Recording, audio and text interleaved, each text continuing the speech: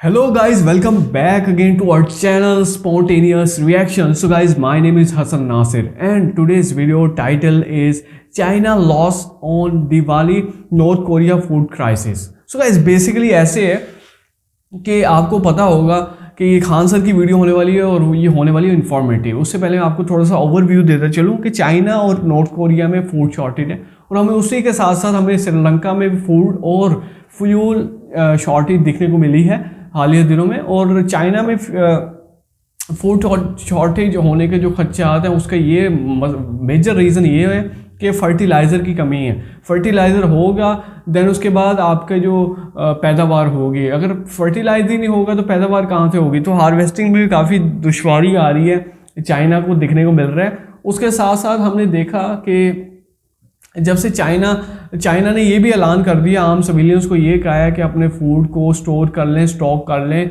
और एमिड शॉर्टेज हो सकती है फूड की, ताकि बाद में आप ये ना कहें कि भाई हमें वार्निंग नहीं दी, फिर उसके बाद वर्ल्ड शॉर्टेज का भी खर्चा हो सकता है। बिकॉज चाइना एग्रीकल्चर के हिसाब से भी दुनिया में काफ़ी ऊपर भी रैंक में आता है आफ्टर इंडिया। तो ये भी काफ़ी सुनने में आ रहा है। अब देखते हैं कि खान सर का इस बारे में क्या मतलब नज़रिया है, क्या वो सोच रखते हैं इस बारे में। तो देखते हैं। वीडियो को स्टार्ट करने से पहले अगर अभी तक आप लोगों ने लाइक नहीं किया, लाइक कर दें और सब्सक्राइब कर दें हमारे चैनल को। चलिए वीडियो की जाने बढ़ते हैं, आखिर तक हमारे साथ बने रहिएगा। 3, 2, 1 स्टार्ट। जय हिंद। देखिए, एशिया में दो पगला है सबसे दो पगले, एक शी जिनपिंग। पहले किंग जोंग को समझते हैं क्या किया। इसको पूरी दुनिया ने सैंक्शन लगा रखा है परमाणु परीक्षण के कारण। तो इसके यहाँ फर्टिलाइजर की कमी हो गई, जिस वजह से खेती के में पैदावार बहुत गिर गया है। तो ये फर्टिलाइजर कहाँ से लाएगा? तो अपने देश के लोगों को कहा है कि डेली 1 बोतल पेशाब करो और उस बोतल में रखे पेशाब को फर्टिलाइजर कारखाने में पहुंचाओ। क्योंकि आपको पता है कि हमारे शरीर में जो यूरिन निकलता है शरीर से, उसमें 2% के पास उसमें यूरिया होता है। तो वो उस यूरिया से ये फर्टिलाइजर का निर्माण करेंगे। अब इनका स्थिति बहुत खराब हो गया है, इनके पास फूड क्राइसिस भी आने वाला है, खाद्यान्नों की बहुत बड़ी कमी होने वाली है। उत्तरी कोरिया में 2025 तक आने वाले 3 सालों में यहाँ पे बहुत बड़ी भूखमरी देखने को मिलेगी। एक्चुअली हुआ क्या कि जैसे कोरोना आया तो इसने क्या किया, दुनिया ने बॉर्डर लॉक करने के बजाय इसने खुद का ही बॉर्डर लॉक कर दिया दूसरे को। क्योंकि इसके पास पता है कि हेल्थ सिस्टम है नहीं, दुनिया से व्यापार रहेगा तो वैसे भी इसको व्यापार करता कौन है, चाइना रूस से जो कुछ आता था। तो इसने ब्लॉक कर दिया अपने बॉर्डर को, जिस वजह से इसके यहाँ पैदावार पूरी तरह से गिर गया। विदेशों से अनाज नहीं आ पाया, फर्टिलाइजर नहीं आ पाया और इस समय बाढ़ और वर्षा भी इसके यहाँ बहुत भयानक हो गया, जिस वजह से पूरी फसल बर्बाद हो गई। अब यहाँ इतना बड़ा फूड क्राइसिस देखने को आ रहा है, जिस वजह से इसमें हजारों लोगों की मौत होगी। लेकिन ये परमाणु परीक्षण करते रहेगा और अमेरिका और यूरोपीय देश इस पर बैन लगाते रहेंगे और यहाँ लोग मरेंगे क्राइसिस से, फूड क्राइसिस से। लेकिन इसको अपने यहाँ के लोगों की जान से ज्यादा परमाणु परीक्षण की जल्दी लगी हुई है। 1990 के दशक में 60,000 के आसपास लोग उत्तरी कोरिया में मारे गए थे। अब इसने कहा है कि 2025 तक पे हम अपने देश की जनता से कहा है कि आप तैयार रहिएगा, हो सकता है कि 1990 से भी बुरा दिन देखने को मिलेगा उत्तरी कोरिया का। अब चाइना का समझते हैं दूसरा का पगला का। इसको होड़ लगा है कि दुनिया के जितने देश हैं उसको कब्जा लो। चाइना और रूस अभी के वक्त में रूस चाइना की ओर ज्यादा झुका हुआ महसूस कर रहा है, क्योंकि इंडिया जो है अमेरिका को प्रीफर कर रहा है। रूस को अपनी अर्थव्यवस्था बचाने के लिए चाइना के सिवा दूसरा कोई ऑप्शन नहीं दिख रहा है। तो ये लोग एक एक्सरसाइज कर रहे थे नौसेना का। अब यहाँ पर है जापान। तो जापान में एक जलसंधि है, सुगारू जलसंधि, ये है जापान यहाँ पर। तो जापान का विवाद चाइना से भी है, जापान का विवाद रूस से भी है, जापान का साउथ कोरिया से भी है। तो ये एटलीस्ट इतना तो समझ में, जापान और उत्तरी कोरिया वाला भी है दूसरा। तो जापान का यहाँ किसी से नहीं जमता है। तो चाइना और जापान की जो रूस की नेवी थी, ज्वाइंट एक्सरसाइज कर रही थी। अब जापान का ये ऊपर वाला द्वीप होकाइडो है और ये नीचे वाला सबसे बड़ा द्वीप होन्शु है। आपको पता होगा जापान की राजधानी जो है वो होन्शु द्वीप पर ही है। क्वेश्चन भी पूछता है होन्शु द्वीप किस लिए प्रसिद्ध है, तो पेट्रोलियम उत्पादन के लिए प्रसिद्ध है इसका होन्शु द्वीप। और होकाइडो और होन्शु के बीच में समुद्र का पतला रास्ता है। इस समुद्र के पतला रास्ता को सुगारू जलसंधि कहते हैं। सुगारू जलसंधि, समुद्र के पतले रास्ता को जलसंधि कहते हैं, चौड़े रास्ता को चैनल कहते हैं। जैसे भारत में देखे होंगे 10 degree channel, 8 degree channel, 9 degree channel, English channel, Mozambique channel, ये सब चीज। तो ये चैनल नहीं है, जलसंधि है। ये जलसंधि कॉमर्शियल जहाजों के लिए जापान परमिशन देता है, यहाँ से कोई भी शिप वगैरह मतलब व्यापार कर सकते हैं। लेकिन इन लोगों ने क्या किया, रूस और चाइना ने यहाँ पूरी नौसेना घुसा दिया इस जलसंधि से और जहां पर यहाँ इस जलसंधि से पानी वाली जहाजें जाती थी, वहां जहां पूरी अपने सीप लेके घुस गए सब। अब पूरा माहौल वहां पे इंटेंस कर दिए थे सब, पूरी समुद्र को ये लोग उधर पूरा मार्च आउट किया लोग 2 घंटे तक, जापान को डराने के लिए कि देखो कुछ नहीं कर सकता। हालांकि जापान को कुछ होगा नहीं, क्योंकि इसकी सेफ्टी की टोटल जिम्मेदारी जो रहती है वो अमेरिका पे रहती है। लेकिन चाइना जो है वो ताइवान को कह रहा है मतलब you must have to emerge, उन्हें मिलना ही पड़ेगा चाइना को, मतलब ताइवान को इसमें। अब ताइवान में क्या करते हैं ये लोग, आए दिन अपना एयरफोर्स लेके घुस जाते हैं 2-3 जहाजों को, लेकिन इस बार इन्होंने क्या किया, 52 जहाज को लेके घुस गए। वहां देश में अफरा तफरी हो गया, इन लोगों को अंतरराष्ट्रीय मदद मांगनी पड़ी, लेकिन कोई दुनिया इसकी सुनता नहीं है। लेकिन फिर भी ताइवान के लिए लोग आगे आ जाते हैं। रीजन क्या है कि ताइवान का मतलब सिलिकॉन शील्ड, पूरी दुनिया में जितने भी इलेक्ट्रॉनिक्स आइटम बनते हैं, चाहे वो कैमरा है, टीवी है, मोबाइल है, कंप्यूटर, लैपटॉप, जहां भी बैटरी से चलती है जो भी मतलब ये इलेक्ट्रॉनिक डिवाइस है, उसमें जो सिलिकॉन लगते हैं ये येलो कलर को, उन सारे सिलिकॉन का 70% अकेले इसका मार्केट जो है वो ताइवान देखता है। दुनिया में जितने कंप्यूटर है उसमें जितना सिलिकॉन देखेंगे, काफी इंफॉर्मेटिव है यार ये, चांस है कि सिलिकॉन वो ताइवान इंफॉर्मेशन देखता है। इसलिए पूरी दुनिया ताइवान के लिए आके खड़ी हो जाती है, क्योंकि उनको पता है कि अगर ताइवान पर कब्जा हो गया चाइना का, तो इस पूरी सिलिकॉन का जो इकोसिस्टम है उस पर चाइना का कब्जा हो जाएगा।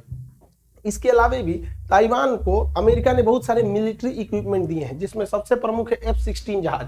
दुनिया के सबसे ज्यादा युद्धों में इसी ने लड़ाई लड़ा है। हालांकि अमेरिका का सबसे विश्वसनीय जहाज है F-16 और F-22 यहाँ पर, और चिनूक हेलीकॉप्टर।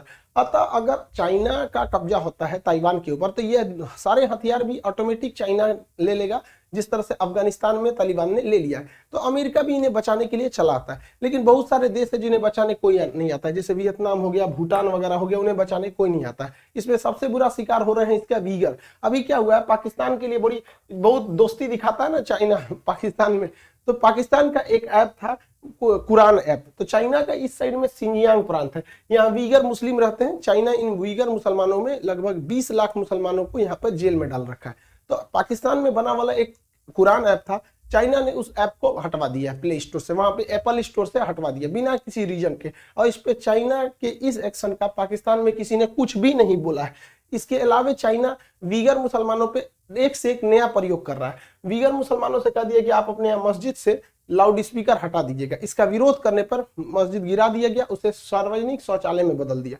हद तो तब हो गया जब चाइना इन वीगर मुसलमानों की किडनी, लंग्स, फेफड़ा निकाल के करोड़ों का व्यापार करने लगा वहां पर। अब इसकी पूरी दुनिया में आलोचना हो रही है, लेकिन अभी ये खबर शायद पाकिस्तान में नहीं गई, और गई भी तो किसी को हिम्मत थोड़ी कि अपने बाप के खिलाफ कुछ बोल सकते हैं। यहाँ पर एक से एक काम कर देते हैं। अभी वीगर ये जो राज्य है ये है सिंजियांग, यहाँ पर वीगर मुस्लिम है।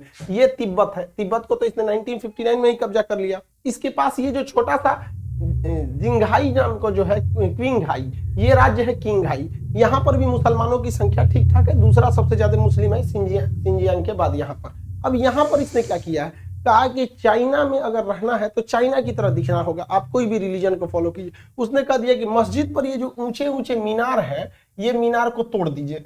ये जो गुंबद है टॉम, इसे तोड़ दीजिए, ये मीनार नहीं होनी चाहिए। ये मेहराब जैसी आकृति ये सब नहीं रहनी चाहिए। तो चाइना इसको कह रहा है कि तोड़ दीजिए, और तोड़ मत दीजिए, इसने तोड़वा भी दिया। जैसे देखिए ये मस्जिद पहले ऐसी थी, इसका मीनार ये जो था इसमें से गायब कर दिया यहाँ पर से। इसके अलावा अंदर में देखिएगा यहाँ भी एक मीनार है, यहाँ से देखेंगे वो मीनार गायब कर दिया।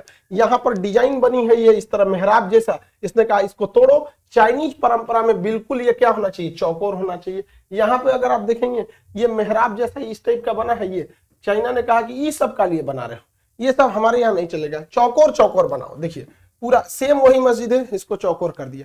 अभी पूरी दुनिया में इसकी आलोचना हो रही है, लेकिन दुनिया में कुछ ऐसे भी देश हैं जिनको लोगों को चाइना से कोई मतलब नहीं। ये चोट्टा तभी चिल्लाएगा चाहिए OIC वाले लोग, आप लोग को कुछ खबर लगा कि नहीं, आप लोग को कुछ ही सबका, लेकिन आप लोग को तो कुछ बोलना नहीं है। इन लोगों को केवल 2 जगह तकलीफ होती है, एक 370 हट गया कश्मीर, हाय कश्मीर, हाय कश्मीर, आएगो इजराइल फिलिस्तीन, बस फिलिस्तीन और कश्मीर में ही इनको समस्या दिखती है, बाकी इन्हें कहीं समस्या नहीं दिखती। दिक्कत ये नहीं है कि चाइना ऐसा क्या कर रहा है, इनकी समस्या, लेकिन इसका मन बढ़ते जा रहा है। लोग मन बढ़ते जाएगा तो कुछ भी करते जाएगा। अभी हम लोग के यहाँ दीपावली का फेस्टिवल चल रहा है, इस बार चाइना को समझ में आया है कि भारत में चाइना जो गलवान में पंगा ले रहा है वो बहुत महंगा पड़ गया। एक्चुअली इस बार दीपावली में कोरोना प्रोटोकॉल की वजह से पटाखे वगैरह पे बहुत सारी पाबंदियां लगाई गई हैं और विदेशी लाइट्स वगैरह को पिछले साल से ही लोग बहुत जागरूक है। इस बार भी हम धन्यवाद करते हैं पूरे देश के लोगों का कि जो चाइना का बहुत बहिष्कार किए। कोई झालर मोती मत लगाएंगे।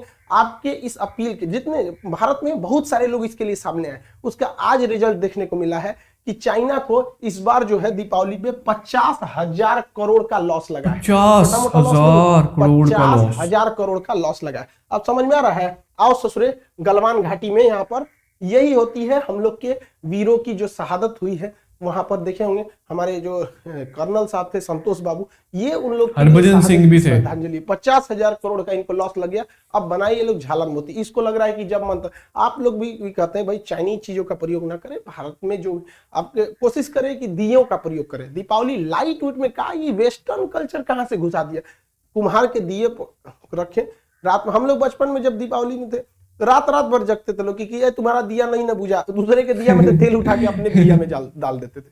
तो दीपावली दियों का त्योहार है। लाइट झालर मोती ये मॉडर्न टेक्नोलॉजी का लिए इसमें घुसा दिए। ले आना भी है मॉडर्न तो इंडियन इलेक्ट्रॉनिक्स का प्रयोग करें, न कि चाइनीज का। आई होप आप इस सबको समझे होंगे। और अभी जो नेक्स्ट एग्जाम है आपका ये बहुत जल्दी ले लेगा आपका। सो गाइज यहाँ पर वीडियो होती है एंड तो हमने देखा कि चाइना लॉस इन दिवाली, इसके बारे में बाद में डिस्कशन करते हैं। पहले हम डिस्कशन करते हैं नॉर्थ कोरिया फूड क्राइसिस के बारे में। गाइज नॉर्थ कोरिया में जैसे कि हमारे जो खान सर हैं उन्होंने काफ़ी ज़बरदस्त इंफॉर्मेशन दी है कि नॉर्थ कोरिया एक ऐसा कंट्री है जो किसी के साथ इंपोर्ट एक्सपोर्ट नहीं करता।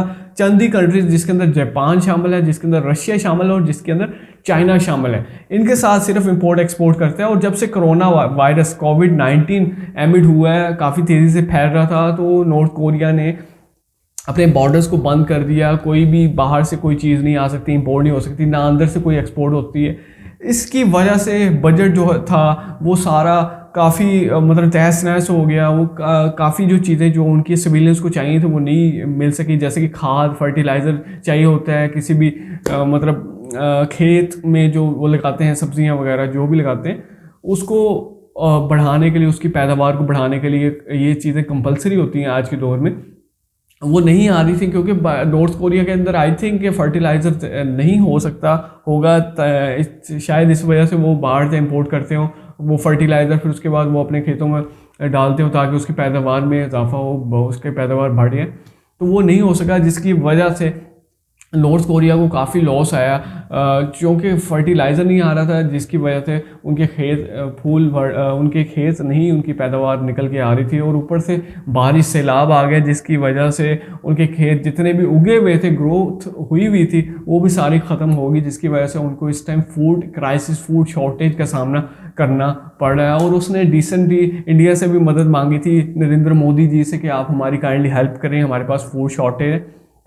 अब हमें याद आ गए आप इंडिया आप काइंडली हेल्प कर दें। जैसे श्रीलंका पहले अमेरिका से हेल्प मांगता था, चाइना से मांगता था, फिर उसके बाद वो अपने ऊपर जितना भी था वो लोन लेकर गुजारा करते थे, और उसके ऊपर जो परसेंटेज लगती थी वो, जैसे पाकिस्तान CPEC में फंसा हुआ है, 17% के ऊपर लोन लेकर CPEC बनवा रहा है। और किससे बनवा रहा है? वो भी चाइना के वर्कर्स से बनवा रहा है। पाकिस्तान की जो लेबर है वो सिर्फ निचले स्केल पर काम कर रही है, उनको तनख्वाहें वक्त पर नहीं मिल रही। आपको मैं बताता चलो, तो श्रीलंका ने एयरपोर्ट बनाया, श्रीलंका ने काफ़ी डेवलपमेंट की चाइना से पैसे लेकर। बट जब वो हेल्प की जब टाइम आया कि चाइना से हेल्प मांगे, तो चाइना ने साफ इनकार कर दिया। उन्होंने कहा अगर पैसे चाहिए तो इंटरेस्ट देना पड़ेगा ज़्यादा मात्रा में। तो उन्होंने इंडिया से हेल्प मांगी। तो उसी तरह चाइना के अंदर भी अब फूड शॉर्टेज आ रही है, फर्टिलाइज़र की वजह से सुनने में आ रहा है। और चाइना की गवर्नमेंट ने ऐलान कर दिया है कि जो आम सिविलियंस हैं, जितने भी सिविलियंस हैं, वो उनको ये विंटर में काफ़ी फूड शॉर्टेज आ सकती है। आप सामान लेकर ख़रीद कर घर रख लें।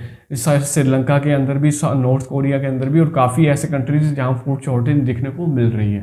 फिर उसके बाद उन्होंने लॉस इन दिवाली के बारे में खान सर ने हमें बताया, आगाह किया कि दिवाली के आज दिवाली भी है, आई थिंक, हाँ जी आज Diwali, happy Diwali to you all, और सेलिब्रेट करें।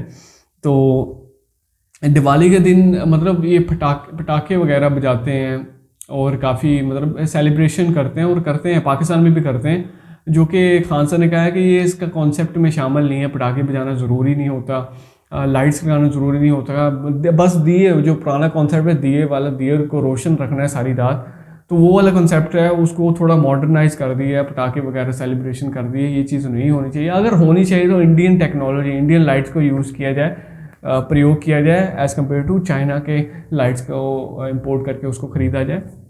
तो चाइना को जब देखा कि यार इंडिया में ये चीज़ें कोरोना वायरस की वजह से, कोरोना के प्रोटोकॉल को फॉलो करते हुए ये चीज़ें नहीं यूज़ की जा रही इंडियन सिविलियंस की जानब से, तो उनको 50,000 करोड़ का लॉस आया चाइना को, जो कि बहुत ज़्यादा होता है यार। 50,000 कोई आम छोटे डिजिट नहीं है, बहुत ज़्यादा डिजिट, ज़्यादा, बहुत ज़्यादा है। तो यार हमेशा खान सर की वीडियो को इन्फॉर्मेटिव देखने को मिलती है। उनकी जो इन्फॉर्मेशन है वो जो जिस तरीके से, जिस वे से वो आइडियलाइज़ करते हैं, जिस वे से वो आर्टिकुलेट करते हैं, वो बहुत ज़्यादा उनका वे मुझे पसंद आता है। उसके साथ उन्होंने ताइवान के बारे में जिक्र किया, जो कि मेरे लिए काफ़ी अच्छी इन्फॉर्मेशन थी कि यार जो सिलिकॉन डलती है प्रोसेसर के नीचे, जितने भी आपके इलेक्ट्रॉनिक इक्विपमेंट्स बैटरी से चलते हैं उसके अंदर सिलिकॉन ज़रूर डलती है। थर्मल पेस्ट जो होती है वो सब आपकी ताइवान से आती है, और ताइवान को हेल्प कर रहा है अमेरिका, उसको हेल्प कर रहा है अमेरिका। और रशिया और जो चाइना, उसकी बॉन्डिंग काफ़ी ज़्यादा अच्छी होगी। रशिया की अमेरिका के साथ नहीं बनती, तो अमेरिका की बनती है इंडिया के साथ। तो इसके बारे में भी काफ़ी इन्फॉर्मेशन थी। अगर आपको वीडियो पसंद आएगी गाइस तो लाइक कर दीजिएगा, सब्सक्राइब कर दीजिएगा हमारे चैनल को, और नोटिफिकेशन बेल आइकन को प्रेस करना मत भूलिएगा। नेक्स्ट वीडियो में दोबारा मुलाकात करेंगे, तब तक अपना रखिएगा बहुत ज़्यादा ख्याल। टेक केयर, खुदा हाफिज़।